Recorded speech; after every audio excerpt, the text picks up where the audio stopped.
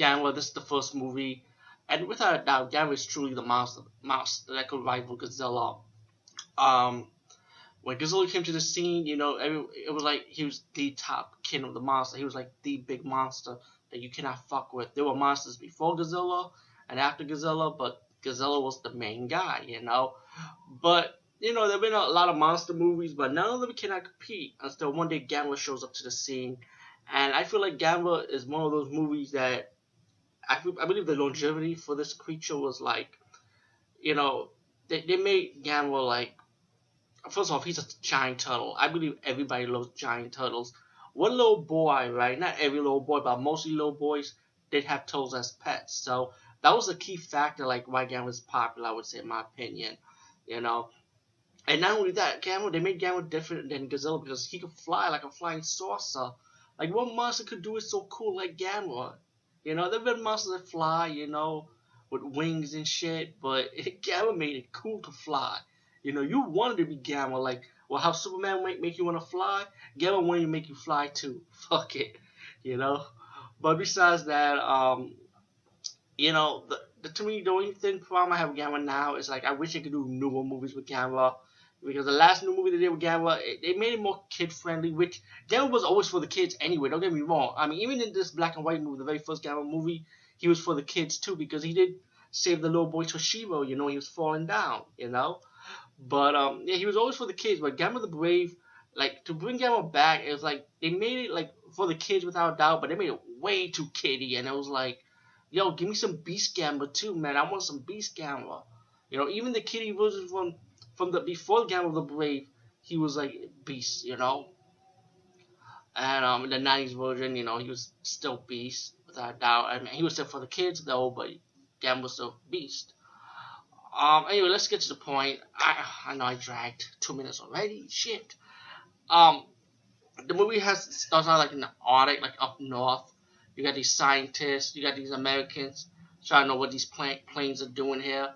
They shoot one of the planes down. Explosion triggered down the ice. Gamera comes out the ice. Gamera destroying the boat. You got these scientists. You got a reporter wondering like, what is this turtle? What's this turtle about? They got the stone, wondering why it has waves and stuff. And Gamera's like wandering around, observing his atmosphere. You got this little kid. He's like the loner type. Like he wants to make he has a hard time making friends, but he spent too much time drawing turtles, spend time with turtles. Yeah, kid problems, little kid problems. Wow. But still, still entertaining though. So you got a group of cast of characters, and then later on, you got Gamera destroying cities, and you got these scientists wanting that we got to destroy this turtle. How are we going to destroy it? They shoot it with missiles. They even freeze the turtle, and this is the part where I got to my favorite part.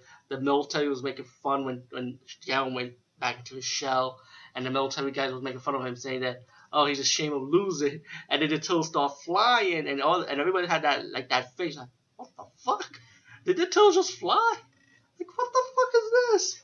They had that look, and so the scientist said, let me see the stone. You know what? These are not waves. These are clouds. This stone's telling us that this turtle can fly, And it was just funny because I love the reaction in this movie when they saw the turtle flying.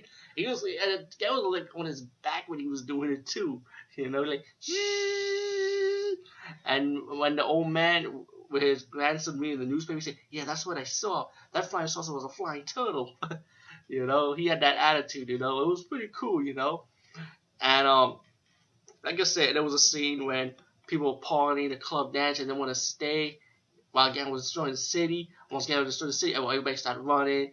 Gamera started burning people with fire, and then the military said, and then get this, not the military, but the scientists say, we gotta get the Z plan going. Now, when I was watching this movie, man, let me say this movie should not be underrated, also, because the movie's not underrated, but I'm just saying it should take notes for its ending. And spoiler, I would have to spoil it because I need to explain it. They have this thing called the Z plan, right?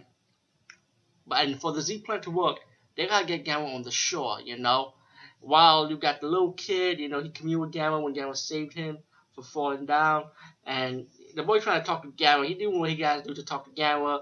The people's pushing him back, saying, "You can't talk to Gamera pretty much. Get your ass back here, pretty much.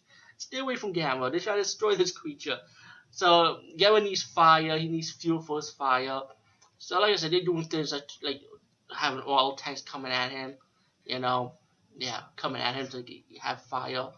But anyway, the point. Let me fast forward. He trying to get onto the island, and they make the fire. You know, Gamera's on the shore because he's so fascinated with the fire. And then once they got him to the shore, later on, they were able to activate the Z plant.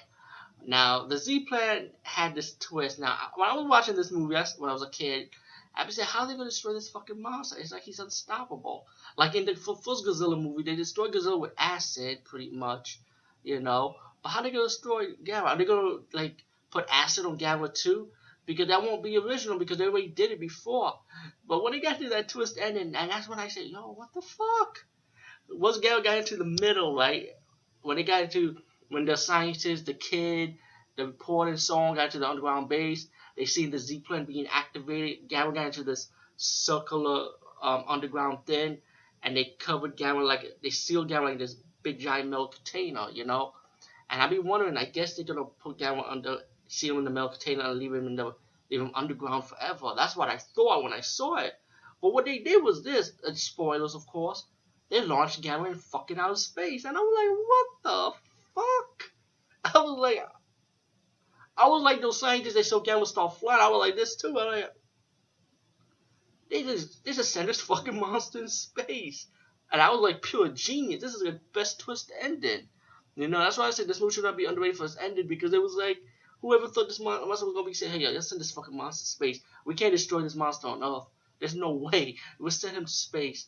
And that's how they activated the Z plan. The scientist, the boy, they all celebrated. The boy said, I want to be a scientist like you so I can visit Gamera in space and Mars pretty much. That's what they said. They sent him to Mars. Well, too bad that shit didn't work, because that's where we go get the sequel, and I will do that next. Anyway, peace guys. See you later.